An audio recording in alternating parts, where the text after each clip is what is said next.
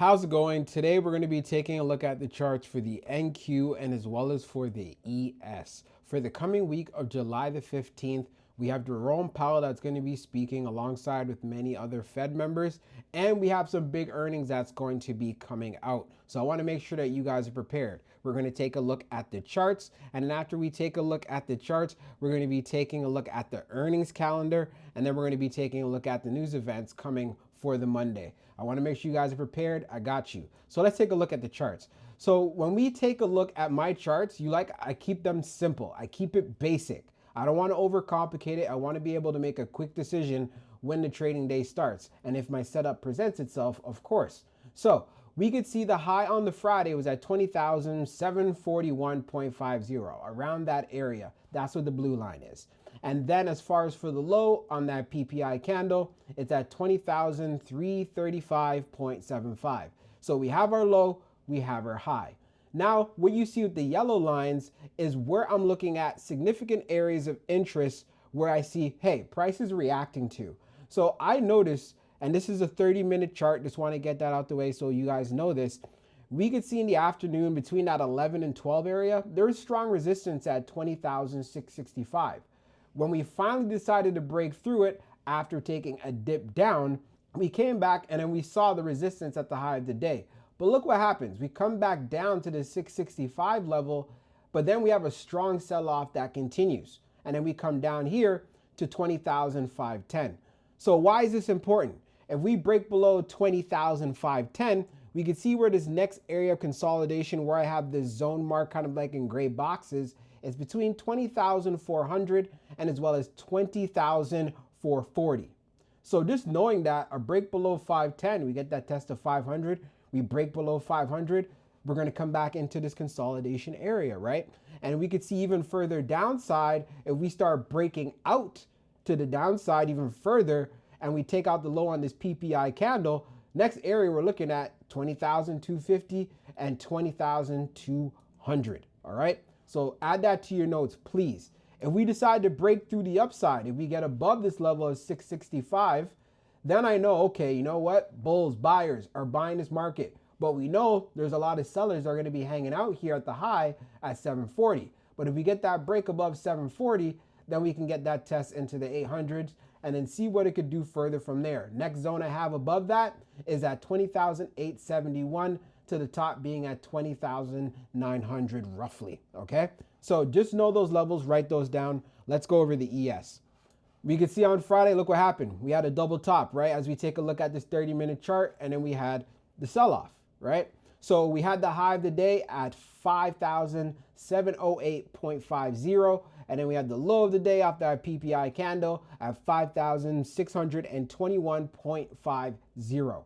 We have our zones, right? So we know that we have sellers hanging out here right at 5,700 to 5,708. And then we also do know that we have buyers hanging out in this area between 5,640 and as well as 5,637. So if we see these areas, we want to see how the price is reacting.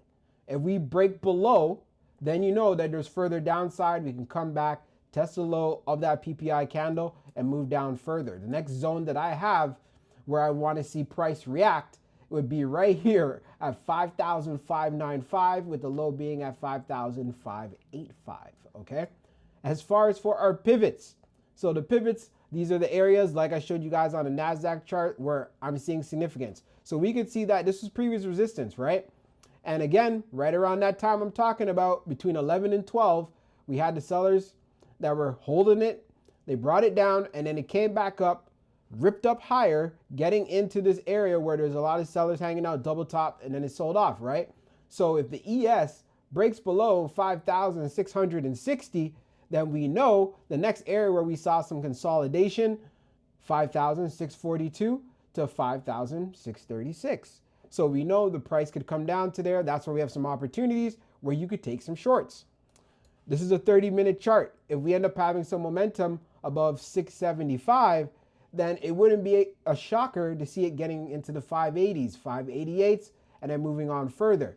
If it decides to use this area at 688 of buyers showing up saying we're going to hold this area down, then we can look forward to the move higher and then seeing if it can break out. instead of having being rejected off that double top on the Friday. Again, knowing these levels, knowing the direction, following the trend is the best thing you could do to take advantage of any opportunities you see in these markets. Again, all of these moves on the ES, right? If you were able to catch a 5-point move, that's $250 on one contract. For the Nasdaq or the NQ, if you can capture 10 points, that is $200 with one contract. All right? Keep that in mind. You don't need to get a big chunk of the move. If you can catch it and show your stop, even better, right? So now what we're going to do, we're going to move on to the earnings calendar. So here we are. So you can see on Monday, we had the banks, we have Goldman Sachs, BlackRock, and so on. On Friday, banks kicked off earnings season, right? But here's what's the most important in my opinion, especially if you are trading the NQ. We have Wednesday, ASML. This is a semiconductor company. We know that NVIDIA is a strong stock, right? Moving a lot of these semis. So ASML, what they report will have a big impact on the market, right? So Wednesday, before the market opens up at 9:30, when those earnings release, it's going to bring some volatility and it will carry on as far as for the New York Open after 9:30. Thursday, we got Taiwan Semiconductors. Huge foundry type of company, right? Very big. So this will affect chips and semiconductors. The market will move a lot. It will react to this. Be prepared. And then we have Netflix on Thursday. So with Netflix reporting on Thursday, come on, Netflix will move the markets. So as far as Wednesday and Thursday, there should be a good amount of action for us to take advantage of. We're still going to have those opportunities Monday and Tuesday, but Wednesday and Thursday, a lot of volatility can come into the markets. So you want to make sure you're prepared for that. As far as for all the bank stocks and the financials and stuff like that, those are important. It can move the market. But like I said, if you're a tech trader like myself that loves the NQ, then again, these tech earnings are the ones that you want to be keeping a very close eye on. Now let's take a look at the economic calendar. Let's see when Jerome Powell speaks and so forth. So taking a look at the economic calendar, you can see we have New York Empire State Manufacturing Index that comes out at 8:30 a.m. I don't see a lot of volatility coming out of this in my personal opinion. And I also don't even trade around that time either. But as far as at 11:30, we got the 3-month bill auction, 6-month bill auction. That could bring a little bit of volatility. But the big one is Jerome Powell. Jerome Powell is going to be speaking at 12:30.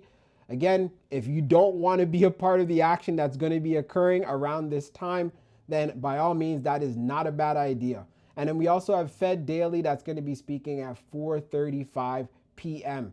Not a big deal. The futures market closes at 4:59 p.m. I don't trade the futures market after 4 o'clock.